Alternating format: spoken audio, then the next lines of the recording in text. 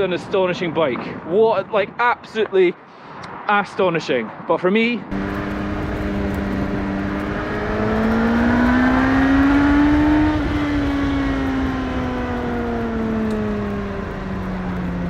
in this part of the video, I'm going to be talking about what I thought was good about the bike. However, when I was recording this, the wind noise was just too irritating.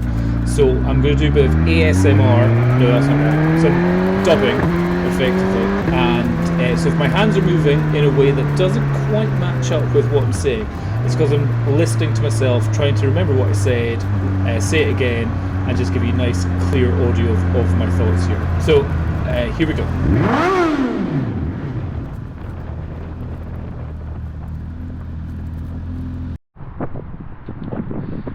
So here I'm going to give my final thoughts on the Suzuki GSX S1000GT, and I've had it for a while, got to get to know it pretty well, experienced it at its highs, super speeds and everything, and so I'm going to make this video about my worst complaint about the Suzuki GSX S1000GT.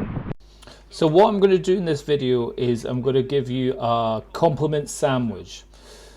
So at the start we're going to give you compliments, then in the middle my criticisms, then at the bottom some more compliments at the end.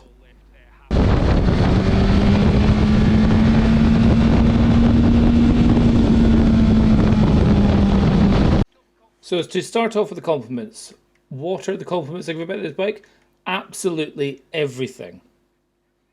Everything about this bike is brilliant. Starting off with the colour, I think this blue looks fantastic. It's lovely, it's shiny, it's great colours. The whole front fairing I think looks cool.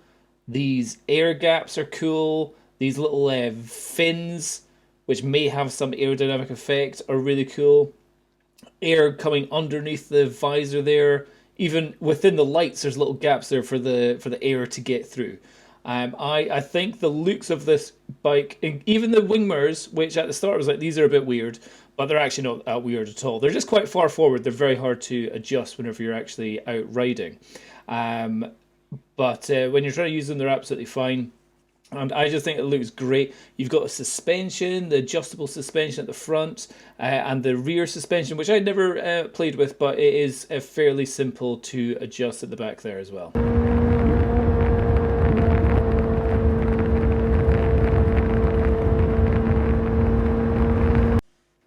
The sound, the engine, the performance, all absolutely fantastic.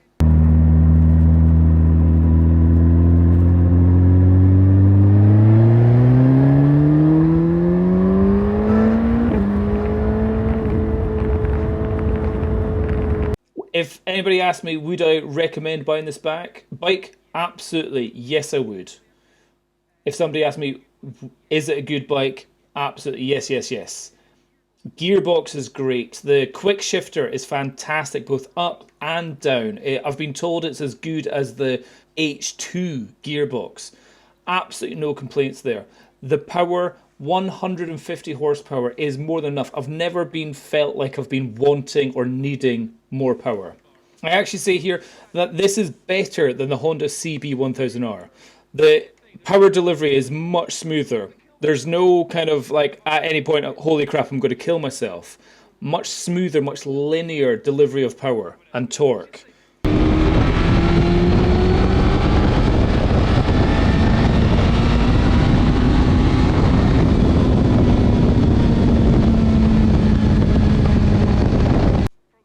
And from every angle, I think this bike looks great. And if you get some panniers on the back, it looks so good. The seat is a lower seat than the CB1000R. So this one is 820 millimeters.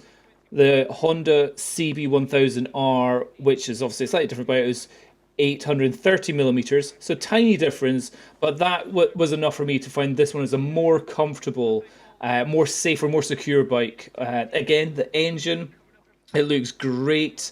It's all kind of tidy from all that. Braking wise as well, so the gear lever is a little bit strange at the start, but once you get used to it, you know, it's spongy first couple of millimeters, but after my first ride, didn't really notice it. It didn't become a thing which I was actually concerned about. It's just a different sensation, a different way of braking, but very easy and not a criticism in any way, just different. The rear tire is the grip is good.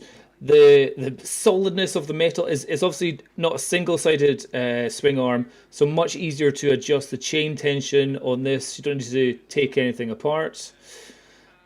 The front suspension good. The fairings good. Would I buy one?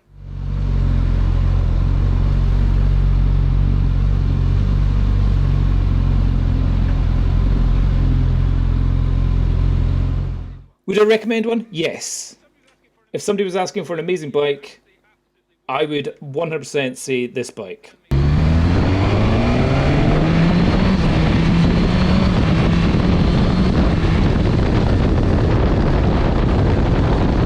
It is an amazing bike, no questions. Is there any flaws about it? Almost none. I can't really think of any flaws about it. But that doesn't mean that I don't have a criticism. So the criticism is a big but. This is my weakest criticism I can have of it.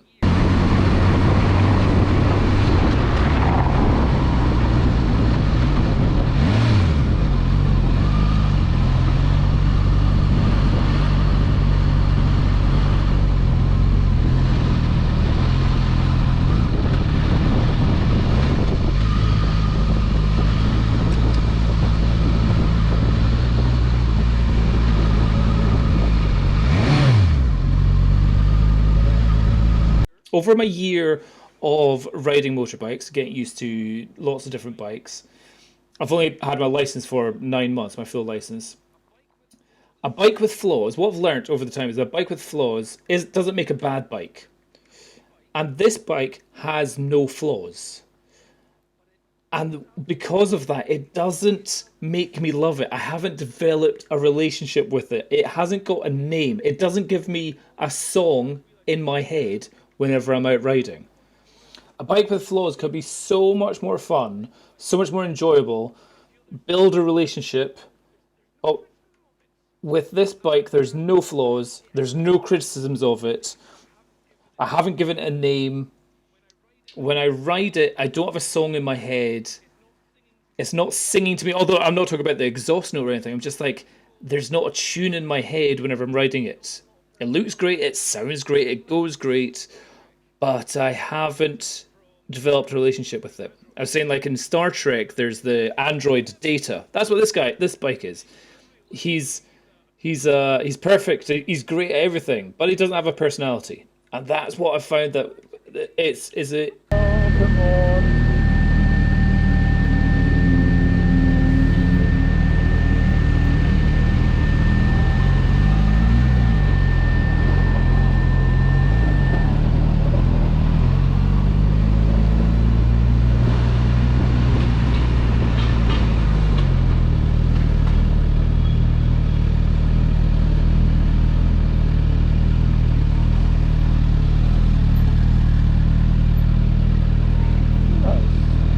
It's a difficult bike to have a conversation about because it does everything fine. There's no kind of like with the Honda CB1000R, you could talk about how it goes mental from 6,000 up.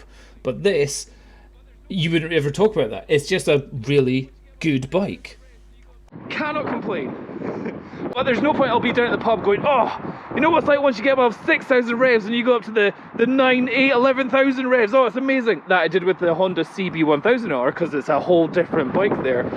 This doesn't have that. This is just a normal, smooth riding, fantastic bike. So what I would say, so that's my biggest criticism. It doesn't have a personality. Pretty rubbish. That's the worst criticism I could ever have of a bike. Like, I've had some bikes which are absolute stinkers, but they've had a personality, they've had a name. I've developed a relationship with them. I feel sad when they head off. This, on the other hand, when I'm handing this back, it hasn't got a name. It hasn't become Susie the Suzuki. It's just I'm going out for a ride on the bike. So yeah, interesting. If I was going for a North Coast 500 mega trip, get a couple panniers on the back, this would definitely be a bike. So here's my final part of the compliment sandwich. is that if I was going on a proper road trip somewhere and I needed to go somewhere and be secure, knowing that I would get there and have fun and be fast, and I could get the panniers on the back.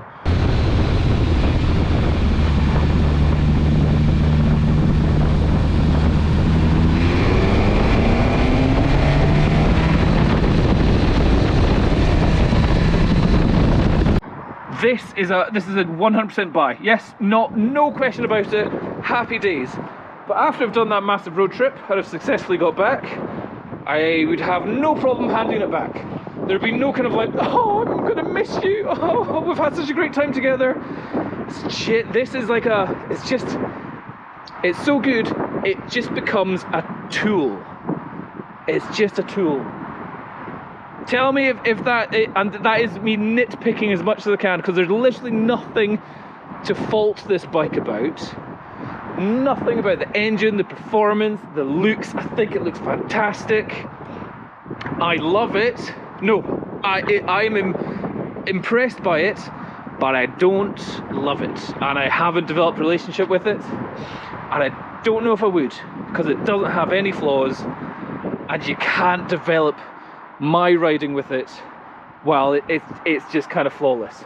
But yeah, if you're looking for a flawless bike that doesn't have any problems, that will be great to go touring on, then yes, 100% recommend Suzuki GSX S1000GT 1000. And if you can get it with the panniers at the back, what an astonishing bike. What, like, absolutely astonishing. But for me, whenever I'm riding it, I don't have a song in my head. I haven't given it a name, and when I give it back, I'm not going to be pining for it afterwards.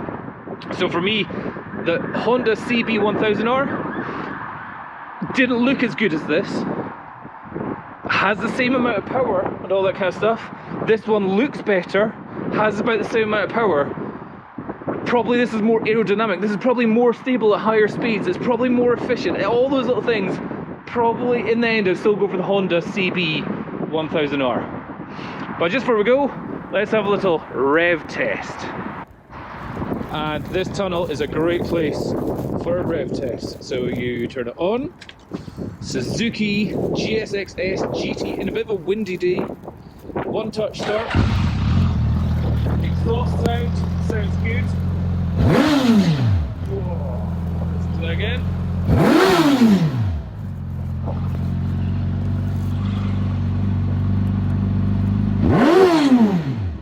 So fast how quickly it goes up. Okay, and we'll head off now. So yeah, effectively a flawless bike, but sometimes the flaws in a bike are what make it yours, what make it fun, what makes it have a personality. And this, unfortunately, although fast and fun, just didn't have a personality. It's a tool. A very capable tool.